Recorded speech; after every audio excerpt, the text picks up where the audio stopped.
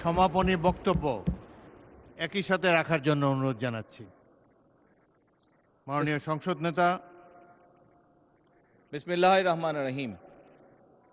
ধন্যবাদ মাননীয় স্পিকার। প্রথমেই আমি আল্লাহ রব্বুল আলমিনের কাছে অশেষ শুকরিয়া আদায় করছি, কারণ আল্লাহ রব্বুল আলমিন আজকে আমাদেরকে এই তৌফিক দিয়েছেন। মাননীয় স্পিকার, আপনি এবং আমরা সহ আজ আমরা একটি ফ্যাসিবাদ মুক্ত পরিবেশে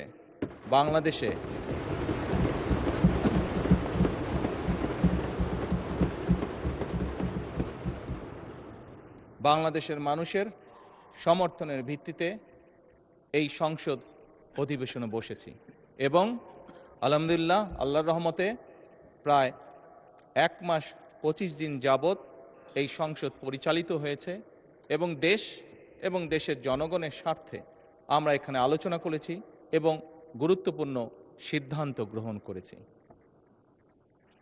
মাননীয় স্পিকার, বক্তব্যের শুরুতেই আমি শ্রদ্ধার সঙ্গে স্মরণ করতে চাই 1971 সালে স্বাধীনতা যুদ্ধে এই দেশের স্বাধীনতা অর্জন করতে গিয়ে যে সকল শহীদ আত্মত্যাগ করেছেন, যে সকল মানুষ শহীদ হয়েছেন।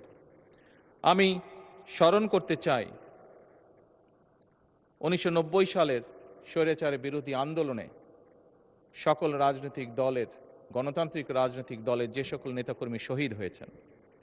আমি স্মরণ করতে চাই 2013 সালের শাপলা চত্বরে যে সকল মানুষকে বর্বরভাবে হত্যা করা হয়েছে। আল্লাহর দরবারে প্রার্থনা করি আল্লাহ যাতে তাদেরকে শহীদি মৃত্যু দান করেন। মাননীয় স্পিকার, আমি স্মরণ করতে চাই 2009 সাল থেকে 2024 সালের 5ই আগস্ট পর্যন্ত এই দেশের মানুষের কথা বলার অধিকার, রাজনৈতিক অধিকার, অর্থনৈতিক স্বাধীনতা অধিকার যেটা ছিনিয়ে নেওয়া হয়েছিল, সেই অধিকার পুনঃপ্রতিষ্ঠার জন্য যে সকল মানুষ আত্মত্যাগ করেছেন প্রত্যেকটি মানুষকে আমি স্মরণ করতে চাই, তাদের আত্মার মাগফিরাত কামনা করতে চাই। একই সাথে এই দীর্ঘ 1 যুগেরও বেশি সময় ধরে সকল রাজনৈতিক দল যারা গণতন্ত্রে বিশ্বাসী, যারা রাজপথে থেকে দুর্বার প্রতিরোধ গড়ে তুলেছিল স্বৈরাচারের বিরুদ্ধে, এবং সেই রাজনৈতিক দলের যে সদস্যরা বিভিন্নভাবে আহত হয়েছে তাদেরকে শ্রদ্ধার সঙ্গে আজকের এই সংসদ অধিবেশনে আমি স্মরণ করতে চাই। মাননীয় স্পিকার, আজকের এই সংসদ, মাননীয় সম্মানিত বিরোধী দলীয় নেতা সঠিকভাবেই বলেছেন যে আজকের এই সংসদের দিকে সমগ্র বাংলাদেশ তাকিয়ে আছে। এই সংসদের দিকে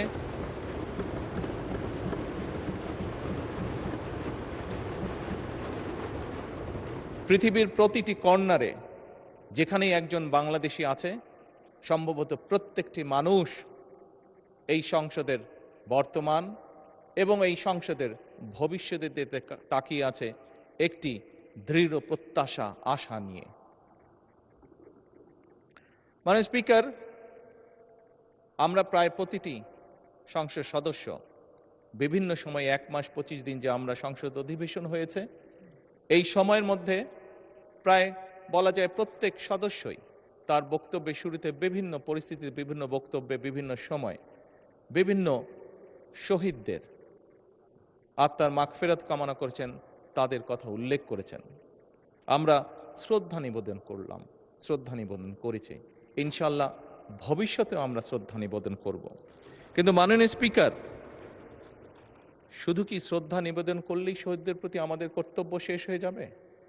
অবশ্যই নয়। মাননীয় স্পিকার, যে সকল মানুষ জীবন উৎসর্গ করেছেন, যে সকল মানুষ আহত হয়েছেন, পঙ্গুত্ব বরণ করেছেন, প্রত্যেকটি মানুষের একটি প্রত্যাশা বা একটি আকাঙ্ক্ষা ছিল এবং সেই প্রত্যাশা, সেই আকাঙ্ক্ষাকে সামনে রেখেই সেই মানুষটি সেদিন রাজপথে ঝাঁপিয়ে পড়েছিল এদেশের মানুষের রাজনৈতিক অধিকারকে প্রতিষ্ঠিত করার জন্য।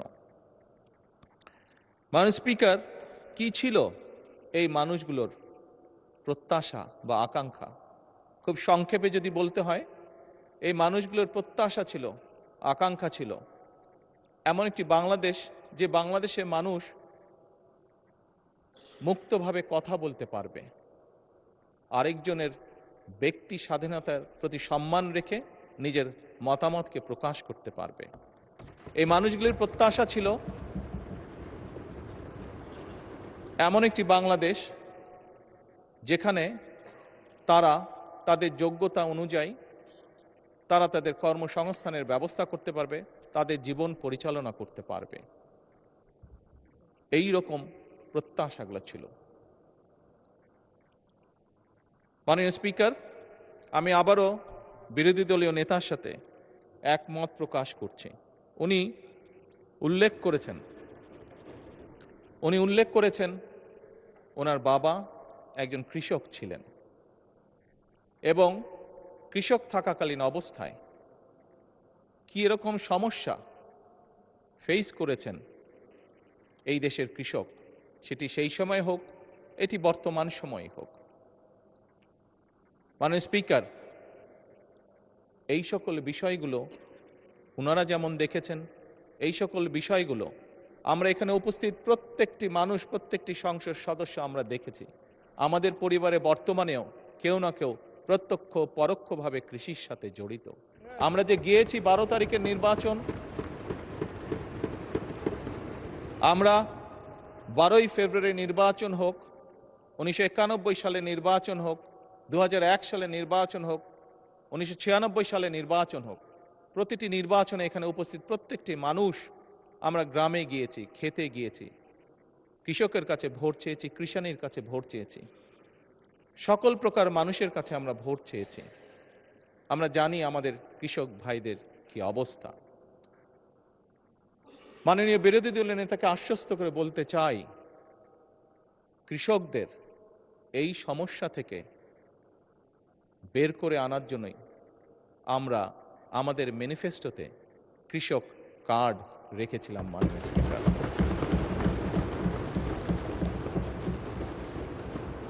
আবারও নির্দ্বিধায় বলতে হবে, আল্লাহ রব্বুল আলমের কাছে শুকরিয়া আদায় করা ছাড়া কোনোই উপায় নেই। আল্লাহর রহমত ছিল বলেই বাংলাদেশের মানুষের সমর্থন নিয়ে আমরা সরকার গঠন করার পরে দ্রুততার সাথে আমরা চেষ্টা করেছি সেই কৃষক ভাইদের পাশে দাঁড়ানোর জন্য। আজকে হ্যাঁ, মাননীয় স্পিকার, হয়তো অনেকেই বলতে পারে যে কয়জনকে আপনারা দিয়েছেন কৃষক কার্ড। আমরা দেওয়া শুরু করেছি মাননীয় স্পিকার, পর্যায়ক্রমিকভাবে। আমরা কৃষক বলতে যাদেরকে বোঝায় তাদের কাছে ধীরে ধীরে আমরা পৌঁছাবো। এবং শুধু কৃষক বলতে সাধারণত আমরা যে বুঝি যে মানুষগুলো, শুধু তাই নয়, যে ধান ফলায় শুধু সেই কৃষকই নয়, যে ধান ফলায়, যে মৎস্য চাষ করে, যে গবাদি পশু চাষ করে, প্রত্যেক ধরনের কৃষকের কাছে আমরা পৌঁছতে চাই। এবং এটি বলতে পারি, আমরা মাননীয় স্পিকার শুরু করেছি, আল্লাহর রহমতে আমরা এই কাজটি শুরু করেছি, কৃষকের ভাগ্য পরিবর্তনের কাজ আমরা শুরু করেছি, এই সংসদে নির্বাচিত প্রতিনিধিরা শুরু করেছে। এবং একটু আগে বিরোধী দলের নেতা ওই গ্যালারি দেখিয়ে বললেন যে ওখানে ভবিষ্যৎ প্রজন্ম যারা বসে আছে, ইনশাল্লাহ তারা সেই কাজটিকে এগিয়ে নিয়ে যাবে এই কৃষকদের ভাগ্য পরিবর্তন করার জন্য। মাননীয় স্পিকার, খুব সঠিকভাবে বিরোধী দলের নেতা বলেছেন এই দেশের শিক্ষা অঙ্গন বা ছাত্রদের কথা। মাননীয় স্পিকার, আমরা অবশ্যই চাই না যে আমাদের যে শিক্ষা অঙ্গনগুলোর যে অবস্থা, শিক্ষার্থীদের যে অবস্থা, সেটি এরকম থাকুক, সেটি অবশ্যই পরিবর্তিত হোক। মাননীয় বিরোধী দলীয় নেতার এক সন্তান ব্রিটেনে থাকেন। যেভাবেই হোক রাজনৈতিক কারণে বহু বছর আমাকেও ব্রিটেনে থাকতে হয়েছিল। আমি দেখেছি সেই দেশের স্কুলগুলি কেমন। যখন স্কুলগুলো দেখতাম, সেই দেশের স্কুলের বাচ্চাদেরকে দেখতাম, এই বাংলাদেশের একজন নাগরিক হিসাবে রাজনীতির সাথে জড়িত আছি বলেই খুব স্বাভাবিকভাবেই মনে হতো, আহা, আমার দেশের স্কুলগুলো কেন এমন হতে পারে না?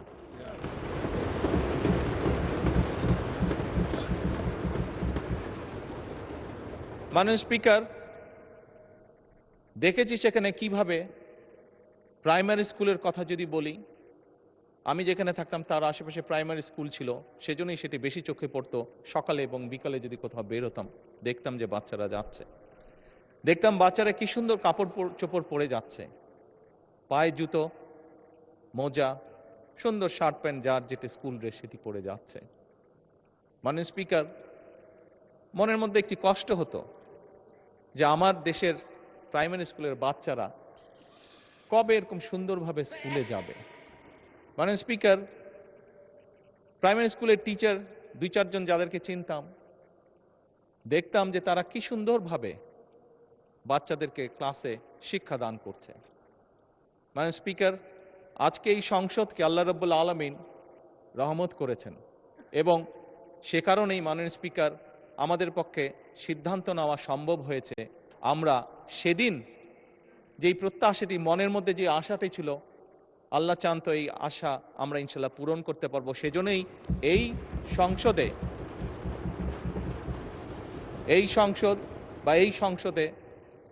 মাধ্যমে যে সরকার গঠিত হয়েছে, মাননীয় স্পিকার, এই সরকার সিদ্ধান্ত গ্রহণ করেছে এবং কাজও শুরু করেছে। আমরা ইনশাল্লাহ আগামী জুলাই মাস থেকে পর্যায়ক্রমিকভাবে ধীরে ধীরে প্রাইমারি স্কুলের বাচ্চাদেরকে স্কুল ব্যাগ দিব, পর্যায়ক্রমিকভাবে বাচ্চাদের আমরা স্কুল ড্রেস দিব এবং পর্যায়ক্রমিকভাবে মাননীয় স্পিকার আমরা বাচ্চাদেরকে জুতার ব্যবস্থা ইনশাল্লাহ করব। এখন আসুন, মাননীয় স্পিকার, বিরোধী দলীয় নেতা বলেছেন পরিবেশের কথা। কিসের পরিবেশ? শিক্ষাঙ্গনের পরিবেশ। উনি ওনার কিছু কনসার্ন এক্সপ্রেস করেছেন। মাননীয় স্পিকার, আমিও এই দেশের শিক্ষা প্রতিষ্ঠানে পড়েছি। 90-এর স্বৈরাচার বিরোধী আন্দোলনের সময় আমি বেশ অনেকবার সেই সময় রাজনৈতিক ডামাডোলে শিক্ষাঙ্গনের মধ্যে পড়েছিলাম। 2-1 বার বেশ সিরিয়াস অবস্থার মধ্যে পড়ে গিয়েছিলাম। মাননীয় স্পিকার, স্বাভাবিকভাবেই আমি চাই আমার দেশের সন্তানেরা একটি সুন্দর পরিবেশে লেখাপড়া করুক। মাননীয় স্পিকার, সার্বিক বিশ্ব পরিস্থিতিতে আমরা দেখেছি বিশ্বের প্রত্যেকটি দেশ মধ্যপ্রাচ্যে যে ক্রাইসিস যাচ্ছে, যে যুদ্ধ অবস্থা, তার কারণে পৃথিবীর প্রায় প্রত্যেকটি দেশ জ্বালানির সমস্যার সম্মুখীন হয়েছে, যার তাপ হয়তো বাংলাদেশে এসেও লেগেছে। বাংলাদেশের মানুষ বেশ কিছুদিন কষ্ট পেয়েছে এটিতে। আমি বিরোধী দলের নেতার সাথে এই ব্যাপারে কম বেশি একমত। মাননীয় স্পিকার, বিরোধী দলের পক্ষ থেকে সেদিন একটি প্রস্তাবনা দেওয়া হয়েছিল যে এই সমস্যাটি যদি আমরা উভয় একসাথে বসি আলোচনা করি, তাহলে হয়তো মিটমাট করা বা একটা সুরাহা বের করা সম্ভব হবে। মাননীয় স্পিকার, সেদিন পরের দিন আপনি উপস্থিত ছিলেন এই সংসদে। আপনার সামনেই আমি আমাদের অবস্থান থেকে আমাদের প্রস্তাবনা বিরোধী দলের কাছে উপস্থাপন করেছি। আমরা যৌথভাবে একটি কমিটি গঠন করেছি এ ব্যাপারে আলোচনা করে কি সিদ্ধান্ত নেওয়া যায় যাতে দেশের মানুষ স্বস্তিতে থাকতে পারে। মাননীয় স্পিকার, আমি মনে করি আমরা আজও এই সমস্যার সমাধান উভয় পক্ষ একসাথে বসে নিশ্চয়ই ইনশাল্লাহ বের করতে সক্ষম হব।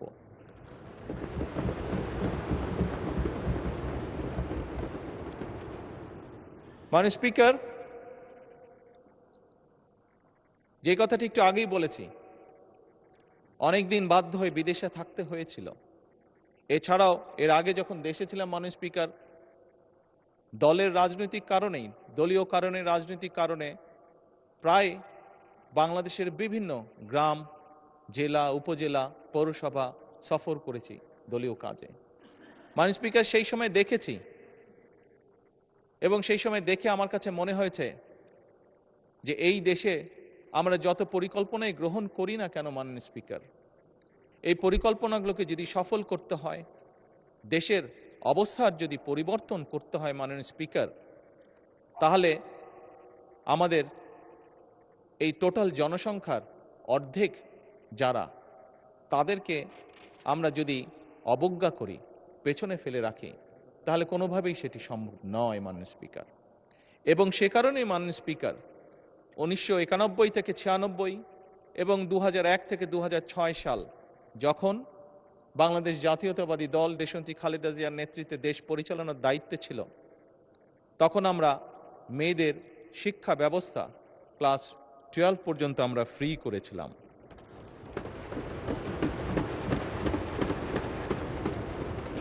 মাননীয় স্পিকার, সেজন্যই এই নারী সমাজ যাতে দেশ গঠনে আরও বেশি ভূমিকা রাখতে পারে, সেজন্যই বর্তমান সরকার সিদ্ধান্ত গ্রহণ করেছে, পরিকল্পনা নিয়েছে যে আমরা মেয়েদের স্নাতক বা ডিগ্রি পর্যন্ত আমরা শিক্ষা ব্যবস্থা ফ্রি করব। এবং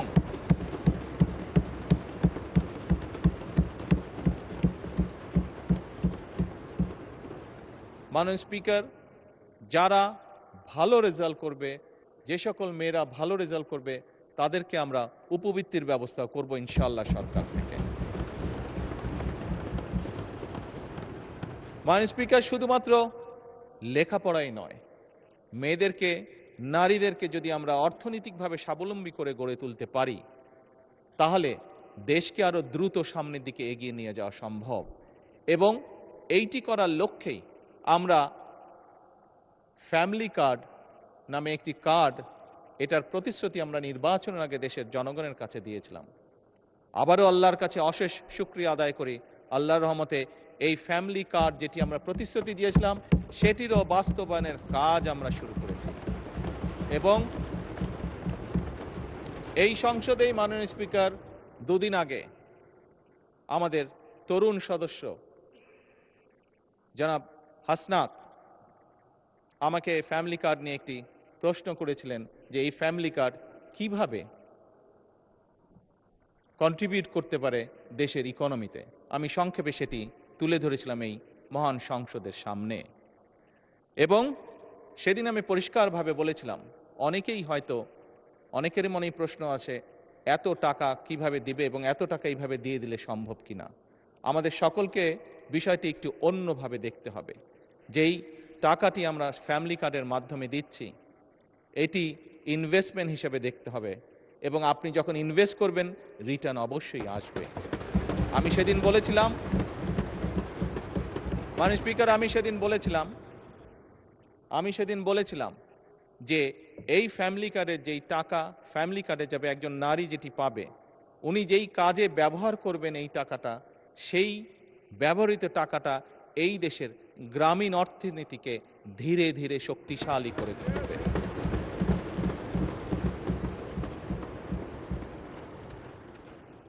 মাননীয় স্পিকার, মাননীয় বিরোধী দলীয় নেতা ওনার নির্বাচনী এলাকা সম্পর্কে একটি কথা বলেছেন, বেশ কিছু বিবরণ দিয়েছেন।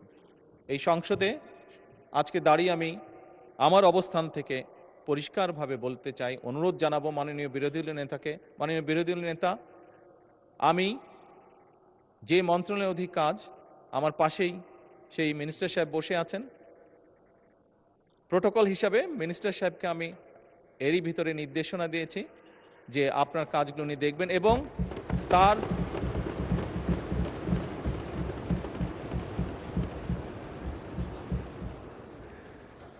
বিরোধী দলীয় উপনেতা উপদে কিছু বলতে চাইছেন, কোনো অসুবিধা নেই।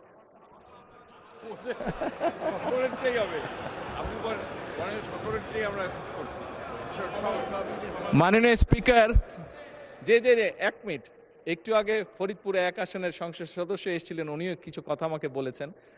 মাননীয় স্পিকার, আমি প্রথমেই বলেছি, এই সংসদ বাংলাদেশের মানুষের জন্য, এই সংসদ বাংলাদেশের জন্য।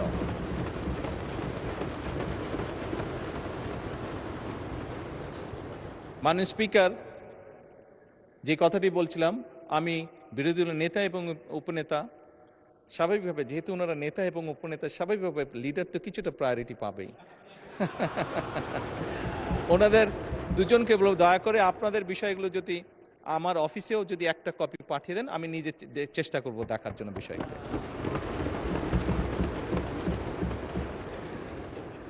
মাননীয় স্পিকার, উনি ওনার এলাকার সমস্যার কথা বলতে গিয়ে একটি কথা বলেছেন। ওনার এলাকার জলবদ্ধতার কথা বলেছেন, খালের কথা বলেছেন।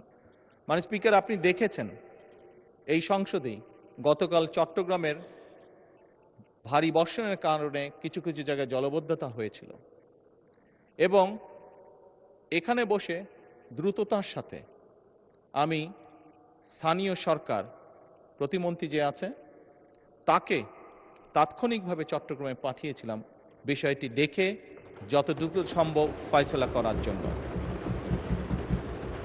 মাননীয় স্পিকার, এই ঘটনাটা দিয়ে আমি যেটা বলতে চাইছি সেটা হচ্ছে যে এই সরকার জনগণের নির্বাচিত সরকার, এই সরকার জনগণের কাছে জবাবদিহিমূলক সরকার, এবং সে কারণেই মাননীয় স্পিকার, এবং সে কারণেই আমরা আমাদের দ্রুততার সাথে আমরা চেষ্টা করেছি ব্যবস্থা গ্রহণ করতে, যাতে যত দ্রুত সম্ভব জনগণের সমস্যা লাঘব করা সম্ভব হয়। একই সাথে মাননীয় স্পিকার, আমি আবার কৃষকের কাছে ফিরে যেতে চাই।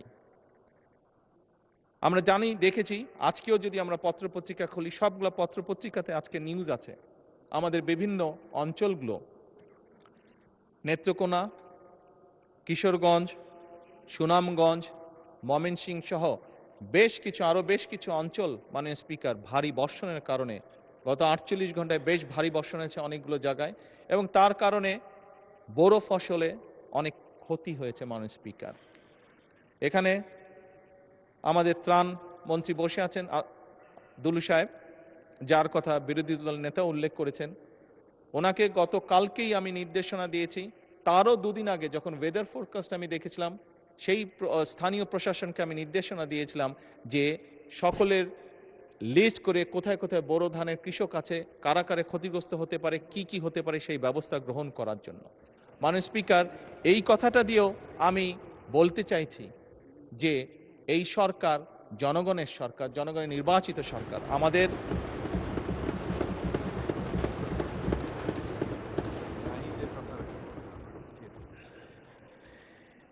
জনগণের নির্বাচিত সরকার, এবং আমাদের প্রথম দায়িত্বই হচ্ছে জনগণের দেখভাল করা। মাননীয় স্পিকার,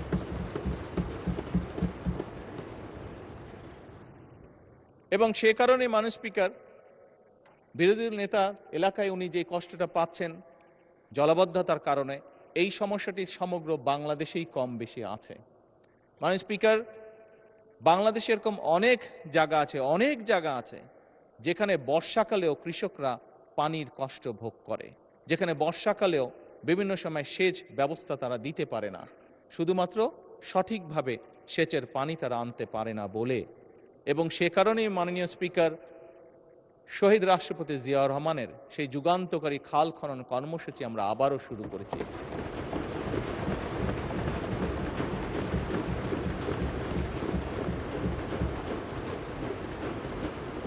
এই খাল খনন কর্মসূচি শুধুমাত্র যে সেচের পানির জন্য আমরা করছি তা নয়। এই খাল খনন, জি এটা 10,000 টাকা, যেটা জি অসুবিধা নেই বলুন। এই খাল খনন যে শুধুমাত্র সেচের পানির জন্য আমরা ব্যবস্থা করছি তার জন্য নয়। মাননীয় স্পিকার, 20 কোটি মানুষের দেশ, বহু জায়গায় আপনি গ্রামের সন্তান মাননীয় স্পিকার, আপনি দেখেছেন আপনার এলাকাতেও, আমরা সবাই জানি কম বেশি আমাদের প্রত্যেকের এলাকাতে গ্রামে কৃষকরা ডিপ টিউবওয়েল ব্যবহার করছেন। ঢাকা শহরে প্রতিদিন প্রায় 3 লক্ষ লিটার পানির প্রয়োজন হয়।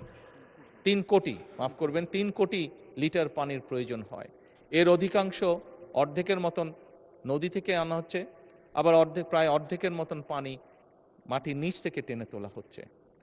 এর ফলে পানির যে স্তর সেটি অনেক নিচে নেমে যাচ্ছে। মাননীয় স্পিকার, আমরা যদি এরকম এই বিষয়গুলো যদি এখনই অ্যাড্রেস না করি, আগামী যে ভবিষ্যৎ প্রজন্ম যারা ওই গ্যালারিতে বসে একটু আগে আমাদের আলোচনা শুনেছিল, এই মানুষগুলো, এই সন্তানগুলো বিপদে পড়ে যাবে। এবং এর বাংলাদেশের প্রেক্ষাপটে এই সমস্যার সমাধান হচ্ছে আমরা যদি এখন কাজ শুরু করি মাননীয় স্পিকার, এর শুভফল পেতেও আমাদের প্রায় 20 বছরের মতন সময় লাগবে। আমরা যদি আজকে খাল খনন শুরু করি, এই খালের পানি আস্তে আস্তে নিচে যাবে এবং যেই জায়গাটা খালি হয়ে গেছে সেটা রিফিল হতেও মিনিমাম 20 বছর সময় লাগবে মাননীয় স্পিকার। সেজন্যই মাননীয় স্পিকার আমরা এই খাল খনন কর্মসূচি শুরু করেছি। আমরা শিক্ষার কাজ শুরু করেছি। স্কুলের প্রাইমারি স্কুলের ছেলেদের বাচ্চাদেরকে আমরা ব্যাগ, বই, জুতো দিয়ে আমরা তাদেরকে উৎসাহিত করতে চাচ্ছি লেখাপড়ায়।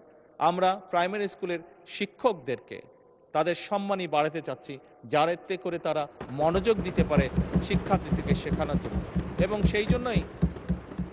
সেই জন্যই মাননীয় স্পিকার আমরা আমাদের ম্যানিফেস্টোতে বলেছিলাম যে আমরা আমাদের টোটাল বাজেটের প্রায় 5% আমরা শিক্ষা খাতে রাখতে চাই। একই সাথে মাননীয় স্পিকার স্বাস্থ্যের কথা এসেছে। এখানে আমার দলের সংসদ সদস্য, বিরোধী দলের সংসদ সদস্য, বহু সংসদ সদস্য বিভিন্ন সময় উল্লেখ করেছেন যে তাদের এলাকায় যে হাসপাতাল আছে, হয়তো একটি বিল্ডিং আছে মাত্র, কিন্তু সেই বিল্ডিংয়ে হয়তো সঠিক ওষুধ নাই, সঠিক যন্ত্রপাতি নাই, সঠিকভাবে ডাক্তার নেই। মাননীয় স্পিকার, সেজন্যই আমরা ঠিক করেছি যে আমরা জিডিপির একটি বড় অংশ শিক্ষা এবং আমাদের স্বাস্থ্য খাতে আমরা ব্যয় করব। এবং মাননীয় স্পিকার, নিশ্চয়ই এই সংসদে আমার আগে বিরোধী দলের নেতা বক্তব্য রেখেছেন, ওনার পরে আমি বক্তব্য রাখছি। উনি যেই কথাগুলো বলেছেন তার পরিপ্রেক্ষিতে আমি যেই কথাগুলো বলছি, নিশ্চয়ই সবাই বুঝতে পারছেন আমাদের লক্ষ্য এক, আমাদের উদ্দেশ্য এক।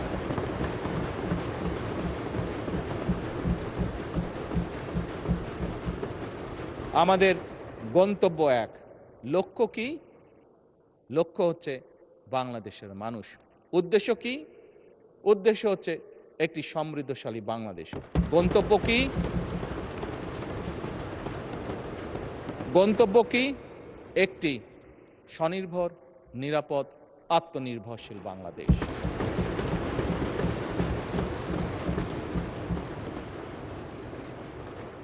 মাননীয় স্পিকার, এটি সংসদ, জাতীয় সংসদ।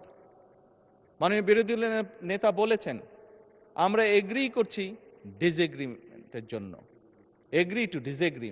মাননীয় স্পিকার, পৃথিবীর তাবৎ দেশ যারা গণতন্ত্রের চর্চা করে, প্রত্যেকটি পার্লামেন্টেই এটি একটি স্বীকৃত বিষয়।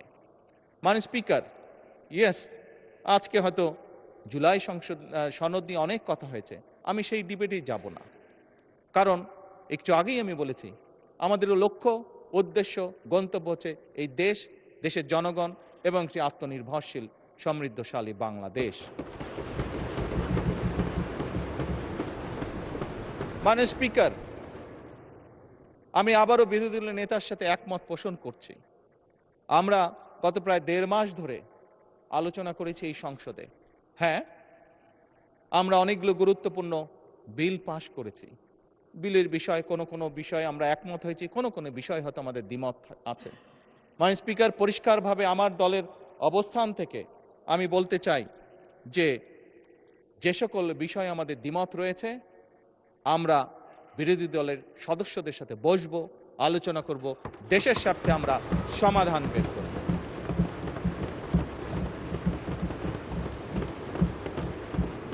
মাননীয় স্পিকার, নিশ্চয়ই আপনারও মনে আছে, এখানে সকলেরই মনে আছে, রোজার সময় বিরোধী দলীয় নেতা আমাকে ওনাদের ইফতার পার্টিতে দাওয়াত করেছিলেন। আমরা সেখানে গিয়েছিলাম। আমি গিয়েছিলাম, আমার সাথে আজকের হোম মিনিস্টারের সাথে ছিলেন। আমরা সেখানে ওনাদেরকে প্রস্তাব দিয়েছিলাম যে ডেপুটি স্পিকারের প্রস্তাবটি, যে ওটা ওনাদের দলীয় সিদ্ধান্তের কারণে ওনারা সেটা গ্রহণ করেন, সেটা ওনাদের পলিসির ব্যাপার।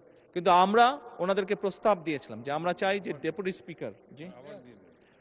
স্পিকার আমরা ওনাদের কাছ থেকে চেয়েছিলাম। মাননীয় স্পিকার, আজকে আবারও পরিষ্কারভাবে আমি বলতে চাই, এই প্রস্তাবটি মাননীয় বিরোধী দলের নেতা এবং মাননীয় বিরোধী দলের সদস্যবৃন্দ, আমাদের এই প্রস্তাবটি এখনো ওপেন আছে। আমরা এখনো এই প্রস্তাবটি ওপেন রেখেছি। এই প্রস্তাবটি দেওয়ার মাধ্যমে আবারও আমরা আমাদের পরিষ্কার ইন্টেনশন বোঝানোর চেষ্টা করেছি যেভাবে ঠিক বিরোধী দলের নেতা সেদিন বলেছিলেন যে আসুন আমরা দুই দল মিলে যদি একসাথে একটি কমিটি গঠন করি, যেখানে জ্বালানির বিষয়ে যদি কোনো সমস্যা থেকে থাকে আমরা আলোচনা করে একটি সিদ্ধান্ত নিতে পারবো। ওনারা যেরকম ওনাদের ইন্টেনশন দেখিয়েছেন, আমরাও সেই সময় আমাদের। স্পিকার, এই সংসদ অধিবেশন শুরুর আগে আমি ওনার বাসায় গিয়েছিলাম। ওনার বাসায় গিয়ে দেশ পরিচালনা করার জন্য ওনাদের সহযোগিতা আমি চেয়ে এসেছিলাম।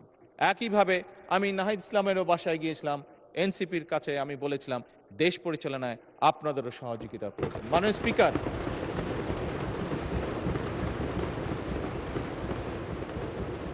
আমি এবং বিরোধী দলের নেতা উভয় আমরা বলেছি সমগ্র বাংলাদেশ এই সংসদ তাকিয়ে আছে, সমগ্র বাংলাদেশ এই সংসদের দিকে তাকিয়ে আছে একটি সুন্দর ভবিষ্যতের জন্য, তাকিয়ে আছে একটি সমৃদ্ধশালী বাংলাদেশের জন্য। মাননীয় স্পিকার, এবং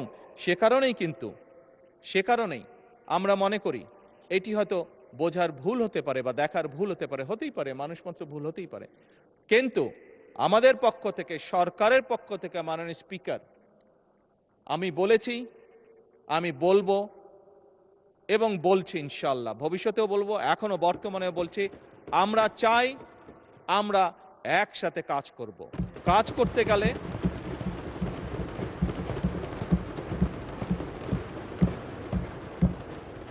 মাননীয় স্পিকার, অতীতে যতবারই গণতন্ত্র চলতে শুরু করেছিল বিভিন্ন সময় গণতন্ত্র বাধাগ্রস্ত হয়েছে।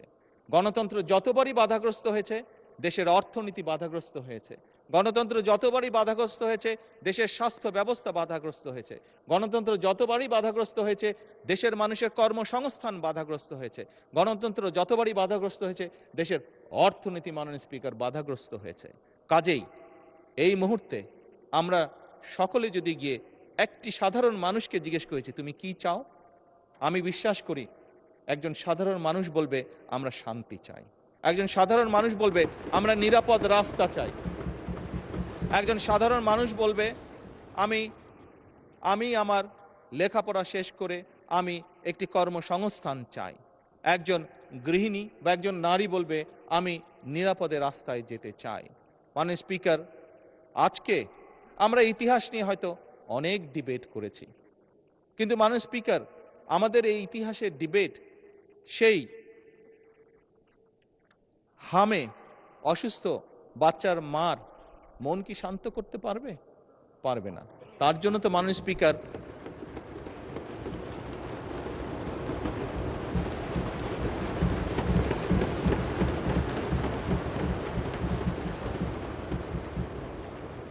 অথবা মাননীয় স্পিকার, যে ছেলেটি ইউনিভার্সিটি পাশ করে চাকরি সংস্থানের জন্য মাসের পর মাস ঘুরে বেড়াচ্ছে, তাকে কি আমরা আমাদের এই যে ঐতিহাসিক ডিবেট, কে আমরা কি করেছি অতীতে, সেই ডিবেট দিয়ে তাকে কি আমরা কিছু বুঝ দিতে পারবো? মাননীয় স্পিকার, পারবো না।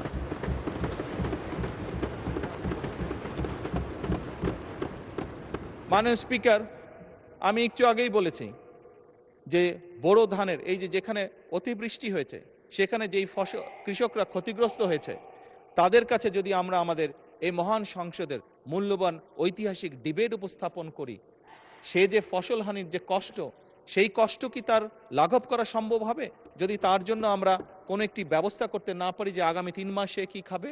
হবে না মাননীয় স্পিকার। তাকে আমার খাবারের ব্যবস্থা করতে হবে, ওই বেকার যুবকটির জন্য আমার কর্মসংস্থানের ব্যবস্থা করতে হবে, হামে আক্রান্ত শিশুর জন্য তার মায়ের সান্ত্বনার জন্য আমাকে ওষুধের ব্যবস্থা করতে হবে।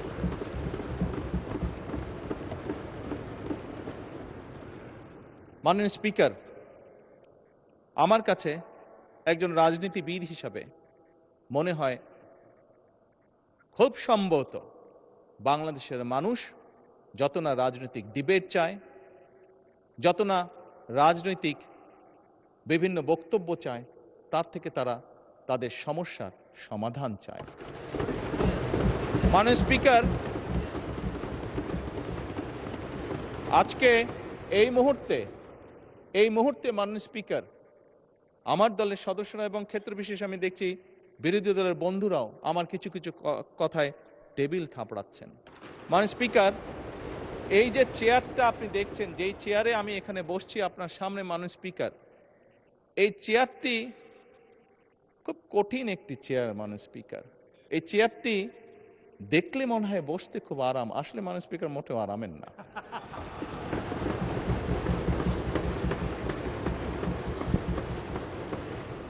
এই চেয়ারটিতে বসলে মাননীয় স্পিকার প্রতি মুহূর্তে মনে হয় যে আগুনের তপ্ত হিট আসছে মাননীয় স্পিকার। হাসার কিছু নেই, আমি যা ফিল করি আমি আপনাদেরকে তাই বলছি, মাননীয় স্পিকার, এই চেয়ারের থেকে উঠে দাঁড়িয়ে আপনার সামনে বক্তব্যে আমি হয়তো অনেক পপুলার কথা বলতে পারতাম, যেটাতে আরো অনেক বেশি তালি হতো মাননীয় স্পিকার। কিন্তু এই চেয়ার আমাকে বলে যে আমি সবসময় পপুলার কথা বলতে পারি না, আমাকে সেটাই বলতে হবে।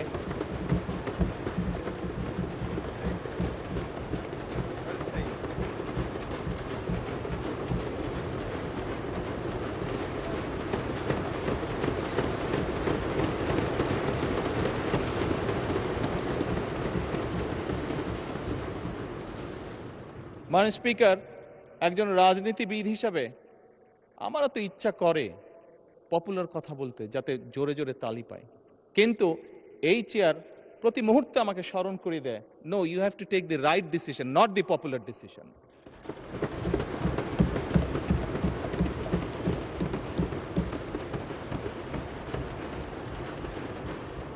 মাননীয় স্পিকার, আপনার মাধ্যমে আজকে এই সংসদের এই সবুজ চেয়ারে যারা বসে আছেন, আমি মনে করি আজকে বোধহয় আমাদেরকে সিদ্ধান্ত নিতে হবে যে আসুন আমরা পপুলার ডিসিশনে আলাপ করব না, আমরা আলাপ করব সঠিক ডিসিশনের ব্যাপারে, রাইট ডিসিশনের ব্যাপারে। মাননীয় স্পিকার, আজকে এই সংসদ অধিবেশনের শেষ দিন, আজকে অধিবেশন শেষ হয়ে যাবে। আমার সংসদ নেতা হিসেবে আমার দলের সদস্যদের কাছে, বিরোধী দলীয় বন্ধুদের কাছে, সহকর্মীদের কাছে, সদস্যদের কাছে আমার অনুরোধ থাকবে যে আসুন আগামী অধিবেশন যেটি শুরু হবে সেখানে আমরা আলোচনা করব আমরা কত দ্রুত দেশে বিদ্যুতের সমস্যার সমাধান করতে পারি।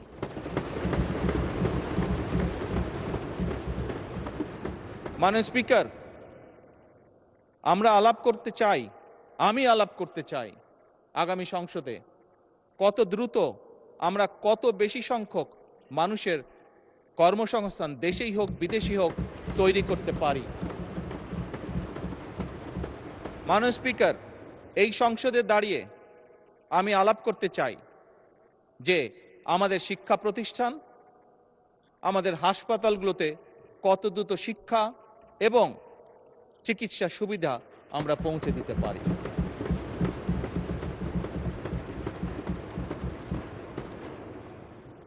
মাননীয় স্পিকার, দিনের কার্যবিধিতে আপনি যখন শুরু করেন, বিভিন্ন সময় বিভিন্ন সংসদ সদস্য বলে ওঠেন তার এলাকায় রাস্তা লাগবে, তার এলাকায় ব্রিজ লাগবে, কারো এলাকায় কালভার্ট লাগবে।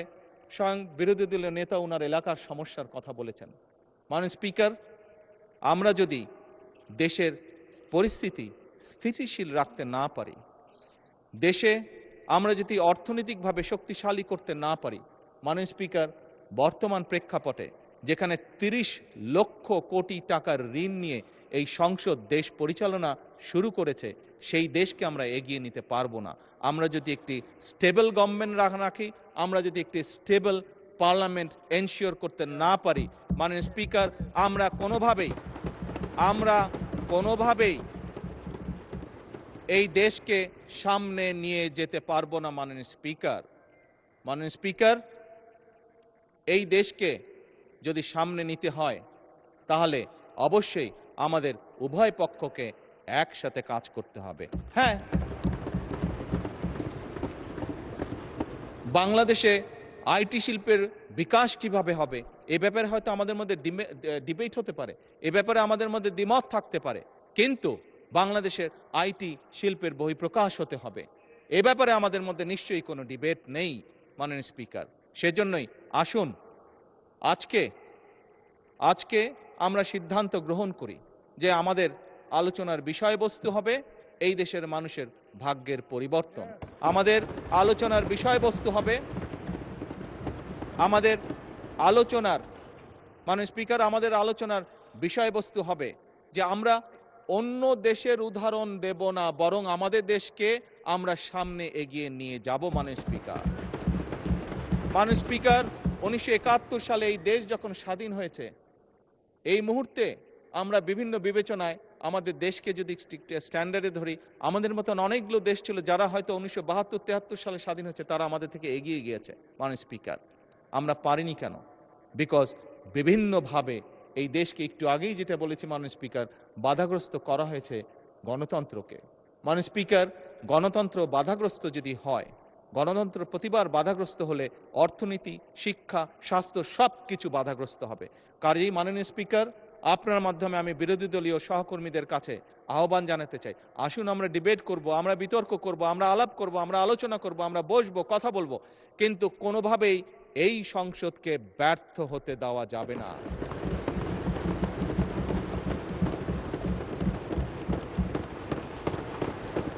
মাননীয় স্পিকার, অতীতে আমরা দেখেছি সরকারকে ব্যর্থ করার জন্য 173 দিন হরতাল ডাকা হয়েছিল। মাননীয় স্পিকার, হ্যাঁ, সেই সরকার হয়তোবা ক্ষতিগ্রস্ত হয়েছিল, সরকার হয়তো পরবর্তীতে ক্ষমতায় থাকেনি, ক্ষমতায় আসেনি, কিন্তু মাননীয় স্পিকার, কেউ একজন সদস্য, সেটি আমার দলের সদস্য হোক, সেটি বিরোধী দলীয় সদস্যরা হোক, বুকে হাত দিয়ে বলতে পারবেন যে বাংলাদেশ ক্ষতিগ্রস্ত হয়নি? এই 173 দিনের হরতালে বাংলাদেশ ক্ষতিগ্রস্ত হচ্ছে, যেই ক্ষতির মাসুল আজও আমাদেরকে টেনে নিয়ে যেতে হচ্ছে বছরের পর বছর, যুগের পর যুগ। মাননীয় স্পিকার, কাজেই মাননীয় স্পিকার, আমি আর সময় নিব না। অনেক বিরোধী দলীয় নেতাকে আপনি সময় রিমাইন্ডার দিয়েছেন, আমি চাই না যে আমাকে আপনি সময় রিমাইন্ডার দিন। মাননীয় স্পিকার,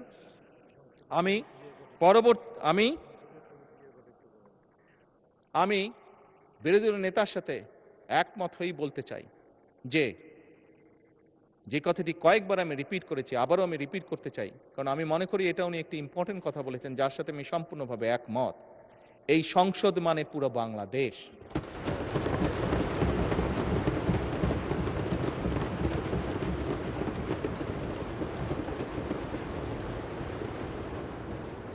এই সংসদের সফলতা মানে ভবিষ্যৎ সমৃদ্ধ বাংলাদেশ। এবং মাননীয় স্পিকার, এটি সংসদের রীতি, সংসদের নীতি। মাননীয় স্পিকার, একটি দল সরকারে থাকবে, একটি দল বিরোধী দলে থাকবে। সেই জন্যই আমি বারে বারে বলছি, এই সংসদের দ্বারা গঠিত সরকার। মাননীয় স্পিকার, এই সরকারের টিকে থাকা, এই সরকারের সফলতা মানেই কিন্তু সমৃদ্ধির পথে এগিয়ে যাওয়া। কারণ আমি বিশ্বাস করি এই সংসদ এমন একটি সংসদ যা বাংলাদেশের অতীতে কোনো দিন হয়নি। বর্তমানে সংসদ, বর্তমান এবং ভবিষ্যতে হবে সেটি হলো উভয় পক্ষ দেশের স্বার্থে আমরা একসাথে কাজ করব।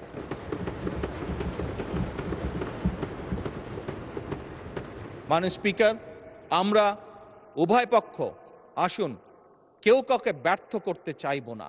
কারণ আপনি এবং আমি, আপনারা এবং আমরা মিলেই কিন্তু পূর্ণ সংসদ। আমরা মিলেই কিন্তু পূর্ণ সংসদ। কাজে আপনি ব্যর্থ হলে আমি ব্যর্থ, আমি ব্যর্থ হলে আপনি ব্যর্থ, এই কথাটি আমাদেরকে মনে রাখতে হবে। এবং আমরা যে কোনো একজন ব্যর্থ হলেই বাংলাদেশ ব্যর্থ হয়ে যাবে। আমরা কেউই এই সংসদের কোনো একজন সদস্য আমরা শয়নে স্বপ্নে কেউ ব্যর্থ বাংলাদেশ দেখতে চাই না। কারণ বর্তমান বাংলাদেশ ৭১-এর পরবর্তী বাংলাদেশ যেরকম শহীদের রক্তের উপরে দাঁড়িয়েছিল, বর্তমান বাংলাদেশ এবং বর্তমান সংসদ একইভাবে হাজারো শহীদের রক্তের উপরে দাঁড়িয়ে আছে।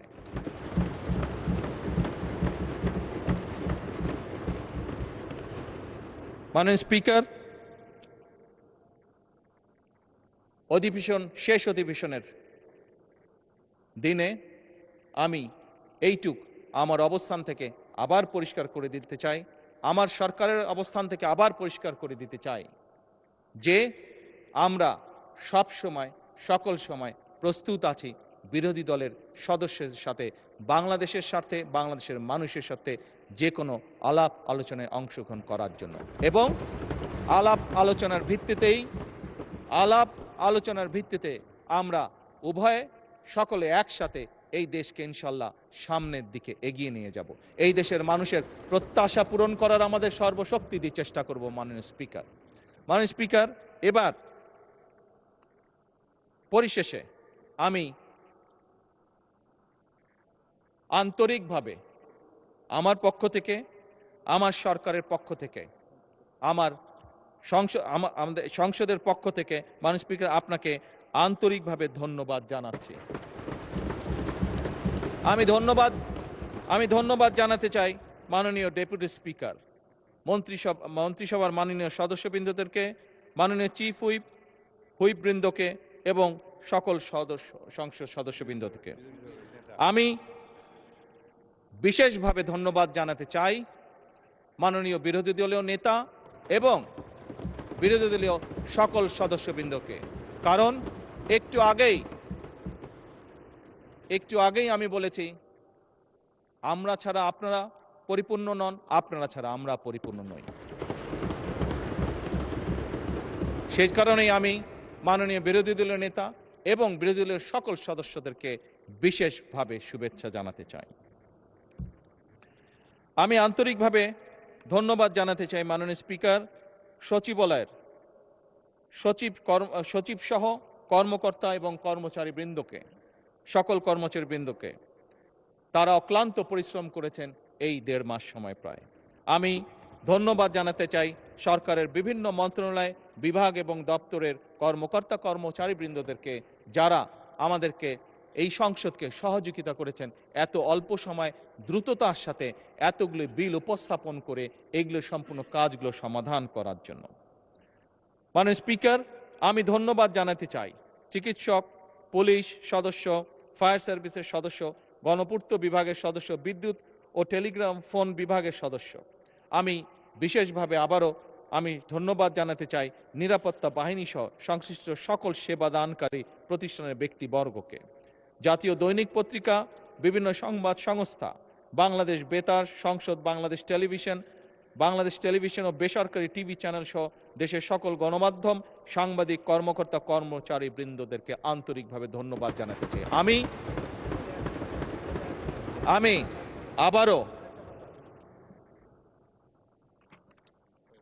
আমি আবারও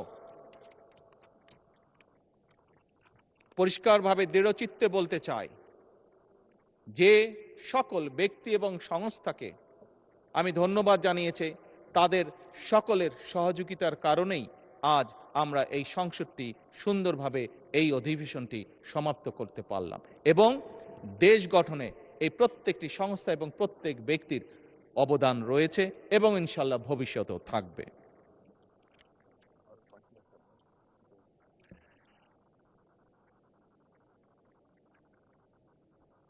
এটা তো বললাম।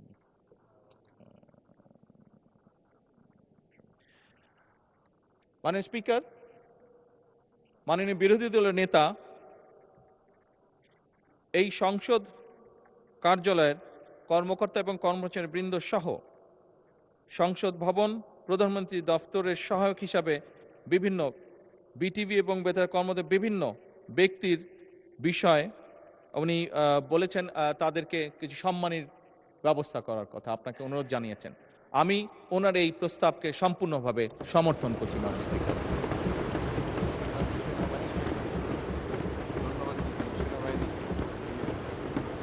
মাননীয় স্পিকার,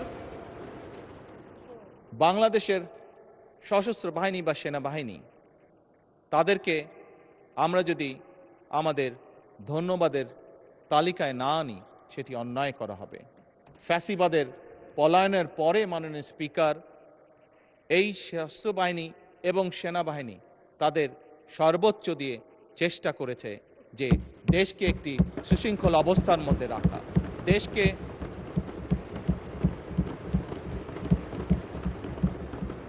দেশে যাতে কোনো অরাজক পরিস্থিতি তৈরি হতে না পারে। আমি আইন শৃঙ্খলা বাহিনী সহ সশস্ত্র বাহিনীর সকল সদস্যবৃন্দদেরকে আন্তরিকভাবে ধন্যবাদ জানাতে চাই তাদের দায়িত্ব সঠিক সুন্দরভাবে পালন করার জন্য। মাননীয় স্পিকার, আবারও আপনাকে আন্তরিক ধন্যবাদ জানিয়ে আমার বক্তব্য শেষ করছি। বক্তব্য শেষ করার আগে আবারও আমি বলছি, সকল সংসদ সদস্যের প্রতি আমার বিনীত আহ্বান থাকবে, আসুন আমরা এই সবুজ চেয়ারের পবিত্রতা রক্ষা করি। যে দায়িত্ব, যে প্রত্যাশা, যে আশা নিয়ে বাংলাদেশের মানুষ আমাদেরকে পাঠিয়েছে এখানে, আসুন আমরা সেই দায়িত্বের, সেই কর্তব্যের সর্বোচ্চ সম্মান আমরা প্রদান করি, যার মাধ্যমে আমরা দেশের মানুষকে সম্মান প্রদর্শন করব। কারণ দেশ এবং জনগণ থাকলেই আমরা আছি। দেশ এবং জনগণ সম্মান যদি আমরা না করি, তাহলে আমাদের রাজনীতি হয়তো ব্যর্থ হয়ে যাবে। সেই জন্য আমাদের সবচেয়ে প্রথম হচ্ছে এই দেশের জনগণ এবং এই প্রিয় মাতৃভূমি বাংলাদেশ। মাননীয় স্পিকার, আপনাকে আন্তরিক ধন্যবাদ। আসসালামু আলাইকুম।